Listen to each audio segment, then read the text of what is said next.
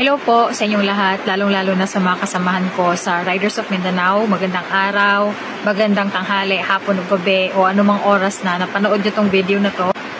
This is your General Secretary po pala from the Riders of Mindanao as well as Mindanao Motorcycle Riders Alliance and also affiliated with Philippine Advocates for Road Safety. So buong Pilipinas po ito. Paunang paalala lang po pala and disclaimer na lang din. Nobody asked me to do this video. Nobody from my friends or from my leaders, from my advisors, sa mga elders po namin. Sorry po if I immediately posted this video. This is just my personal sentiment. And I am not doing this na this is just my personal sentiment lang din talaga. And as a leader, as a general secretary for the entire Riders of Mindanao, gusto ko pong sabihin at gusto ko pong klaruhin. Marami po akong gustong itanong at marami po talaga akong gustong maintindihan. Kasi nga alam naman natin lahat na marami na sobrang nangyayari sa bansang to na hindi natin maintindihan kung sino pa ba ang dapat paniwalaan, sino pa ba ang dapat na pagkakatiwalaan. At saka nalalapit na rin yung eleksyon kaya nagdo-double time na rin yung mga politiko. 'Di ba? Aminin natin lahat, ganun naman talaga yung kalakaran. Even from my family, even from my roots, ganun po yung nangyayari noon pa man. But I am not here to tell the story about myself. I am here to tell a story about what happened. Kasi in behalf of the leaders, kasama na po ako doon. Ginamit rin po ako. At naiinis po ako ngayon sa mga natatanggap ko at mga nalalaman ko.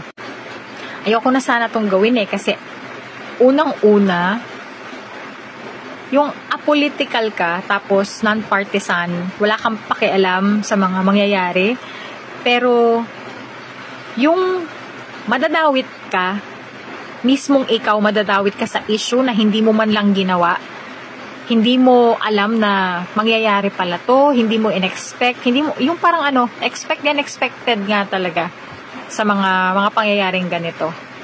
Yung wala kang pakialam kung ano yung issue ng mga nasa politiko ngayon, pero hindi na pwedeng hindi makialam Kasi lahat tayo dito sa buong Pilipinas apektado na tayo.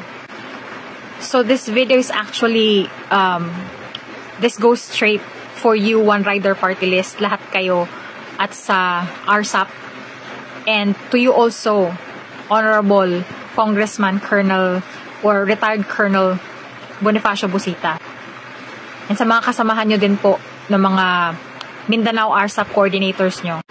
Again, I am not doing this video. Walang ibang nagsabi sa akin ito kundi personal sentiments ko po ito. Kasi ayaw na ayaw ko po yung ginagamit yung mga riders Ayaw na ayaw po naming lahat. Sino ba naman ang gustong gamitin para sa pansariling interest nyo sa mga ginagawa nyo? Sumasakit ulo ko sa mga ginagawa nyo.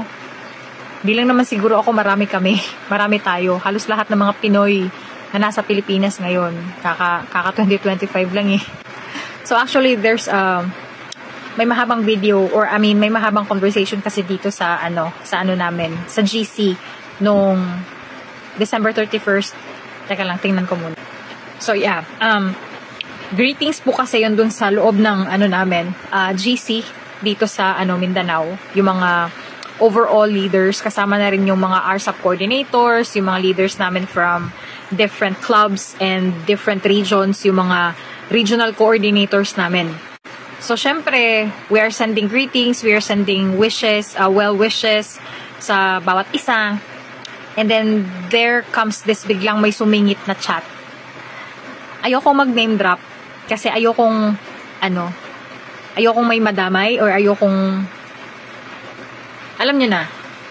So I'll try my best to I'll try my best na sabihin tong mga impormasyon na to na wala akong masasabing mga pangalan. Pero yung question ko talaga is para sa inyo. Congressman Rog Gutierrez, Congressman Colonel Busita, at sa inyo, lahat kayo sa One Rider Party List at RSAP. So ayun, uumpisan ko and I'll try my best na Iiksian ko yung kwento pero parang medyo mahaba-haba. So pagpasensyahan niyo po ako. Nung New Year's Eve, may isang message na sumingit dito. Hindi kasi siya buo, hindi siya wala siyang specific na anong klaseng request ba to. Kasi ang pagkakasabi niya lang, alam mo kung sino ka. Ayoko talagang i-name drop kasi isa tayo sa mga leader eh. Na ayokong may mabash, ayokong may madawit na name, ayokong may madrag na pangalan dito. So, eto na nga, nangyari na. So, medyo parang, nakikita niyo yung aura ko na medyo inis ako ngayon. Pero mamaya, sasabihin ko kung bakit ganito yung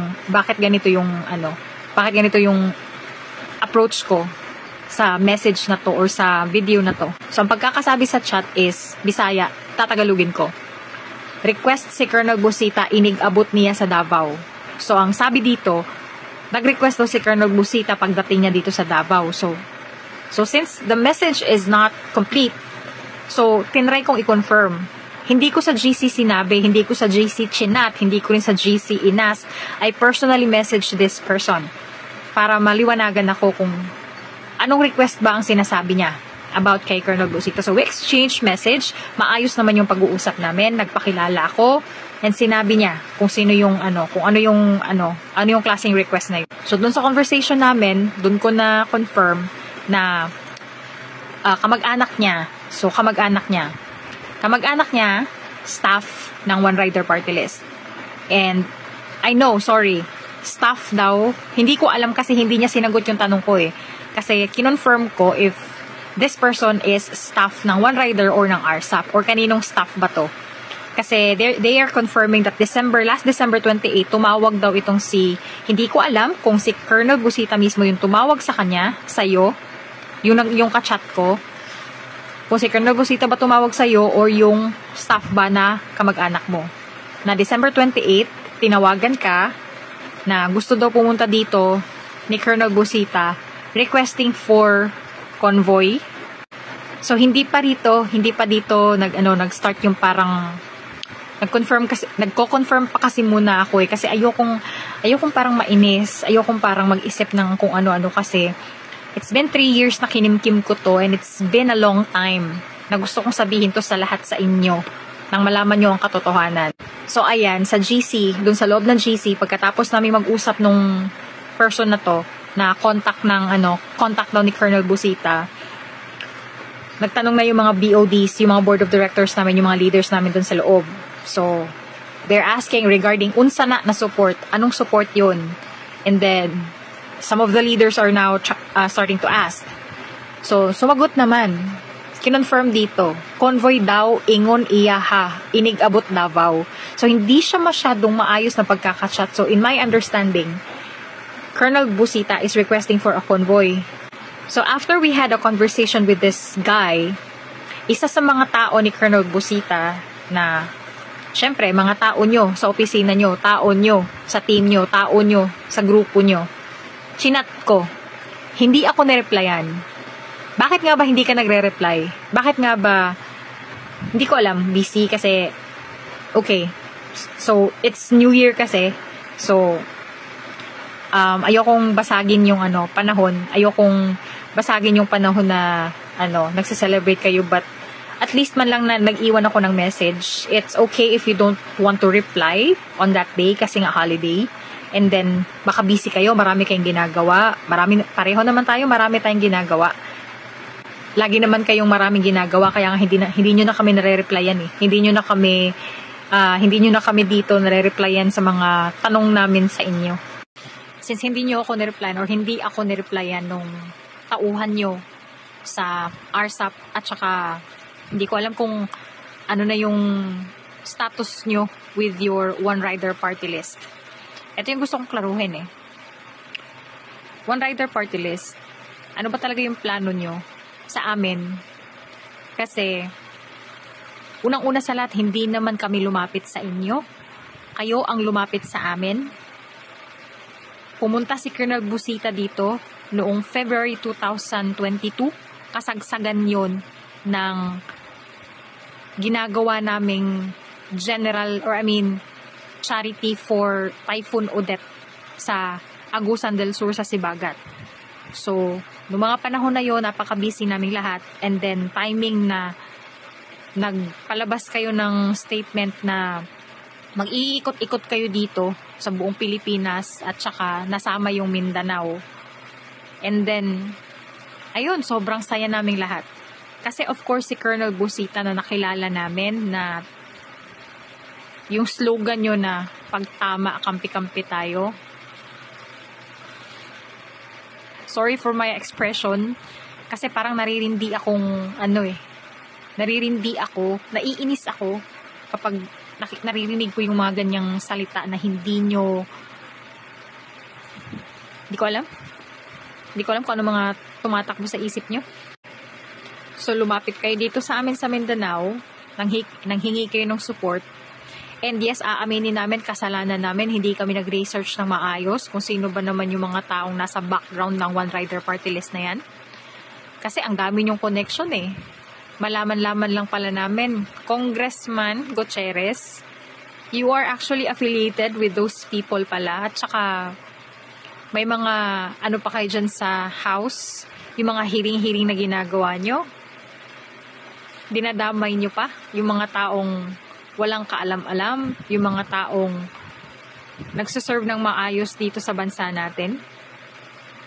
Tapos itatry nyo pang i-contempt yung mga lawyers, yung mga abogado na tahimik na nagseserbisyo ng matagal sa opisina ng Vice Presidente natin. Hindi pa siya vice noon.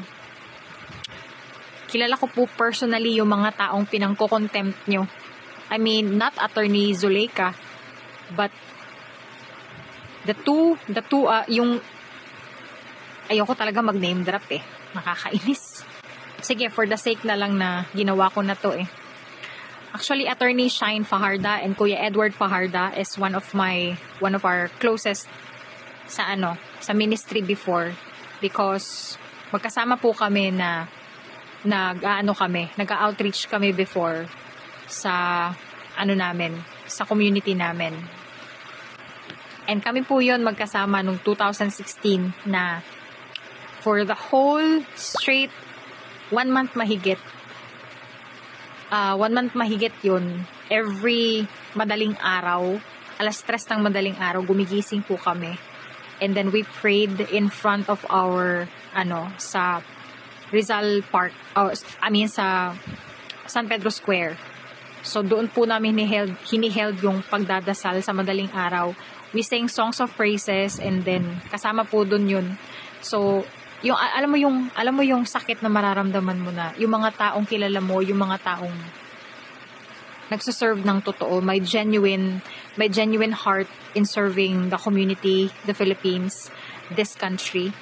Madadawit, madadamay at mabibigyan ng mga ganitong paratang ng mga totoong kriminal at magnanakaw dyan na nakaupo pa mismo sa gobyerno. Ang kakapal ng mga pagmumukha nyo.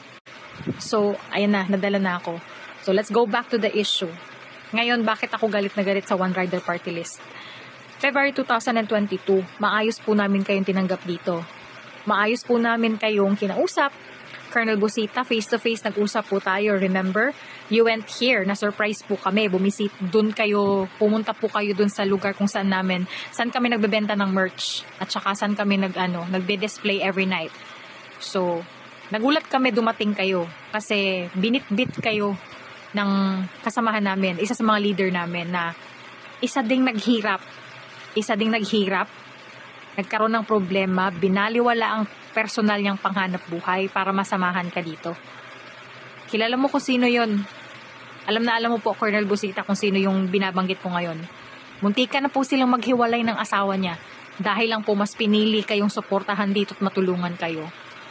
Pero anong ginawa nyo? Sa loob ng 3 taon, wala kaming hiningi sa inyo. Hindi naman kami lumapit. Kayo naman yung lumapit dito sa amin eh. Wala kaming hiningi sa inyo ni Singkong Duling.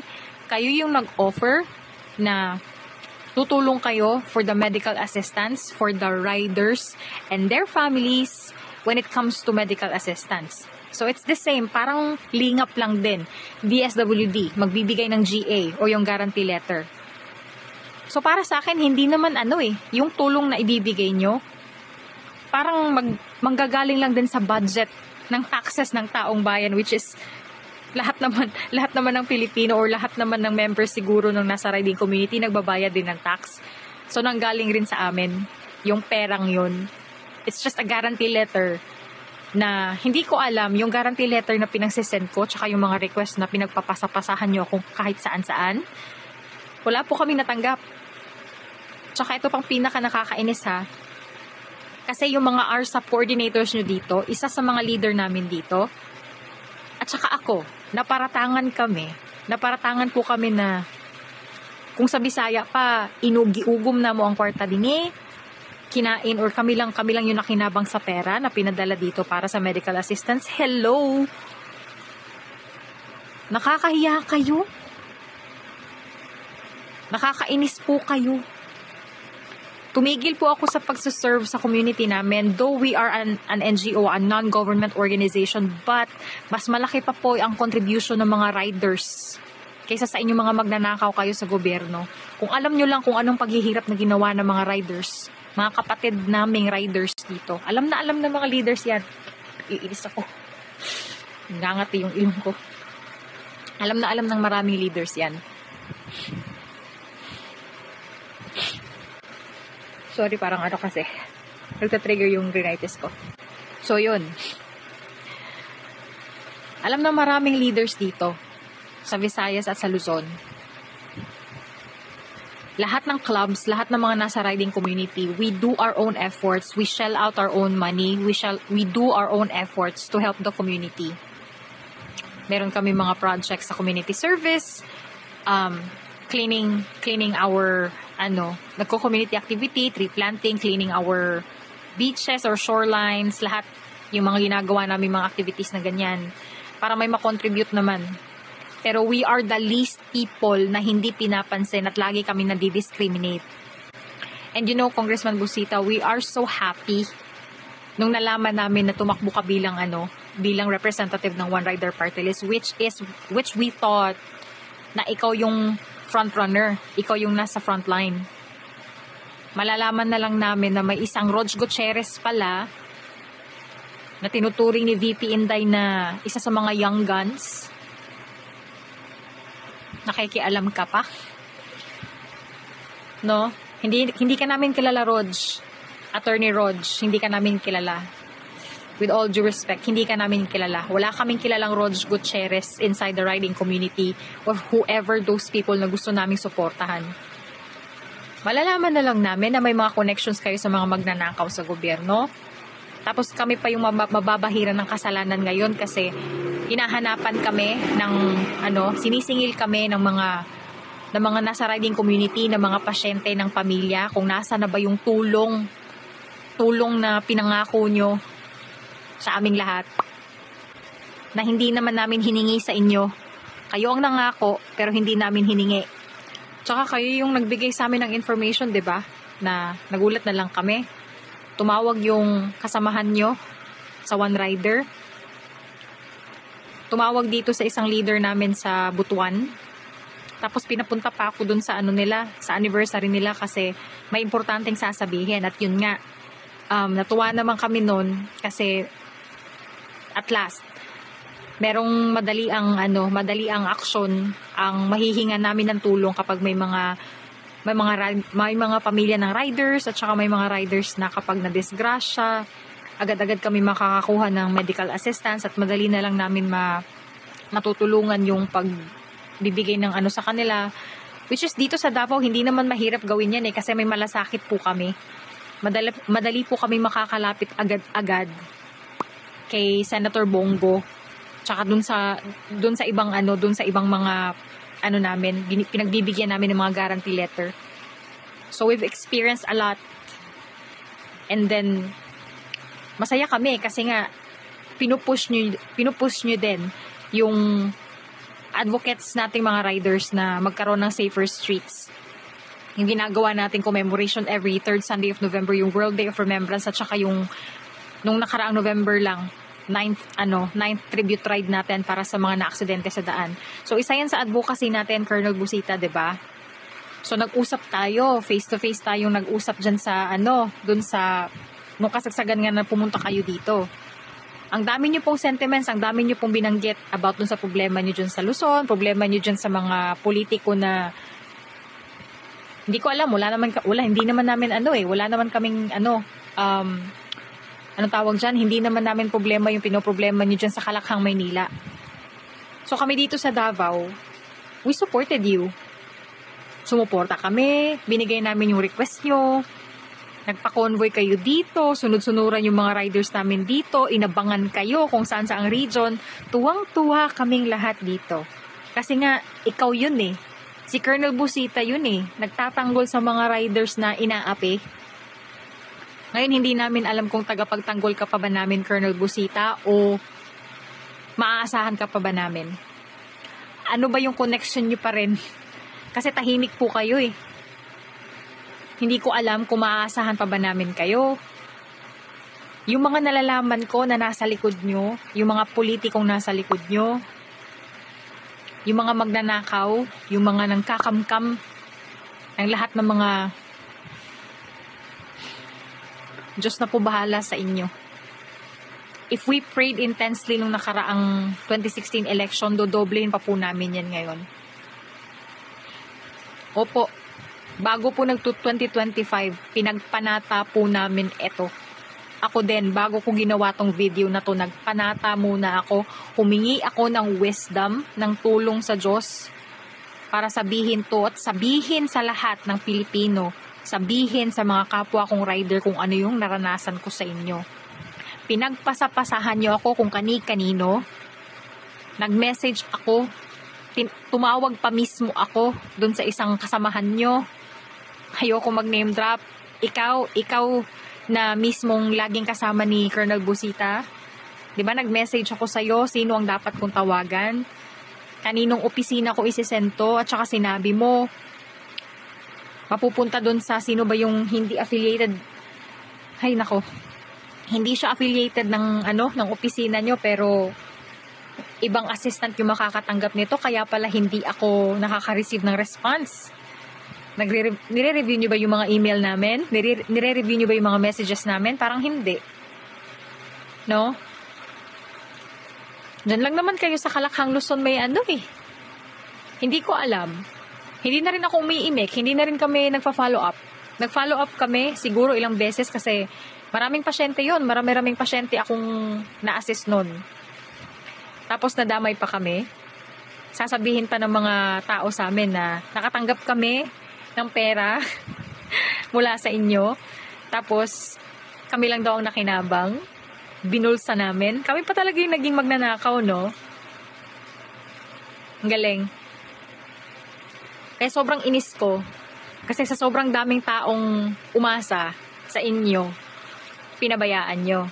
Tapos dyan lang naman kayo magaling sa Maynila eh. Kami dito, nagtutulong-tulungan kami. Nagtutulong-tulungan ng mga riders dito. Sariling pera, sariling effort. Nag-charity kami, nag-outreach program kami. Naghahanap kami ng may dito sa Mindanao. Kusa kami nagsisilbi ng walang hinihinging kapalit. Tapos pupunta kayo dito sa Mindanao, hihingi kayo ng tulong. Kasi malapit ang eleksyon. Nakakainis. Tapos ngayon malalaman ko, may magme-message dyan sa GC, magre-request ng convoy. Ano yung convoy? Aalilain, gagawin nyo na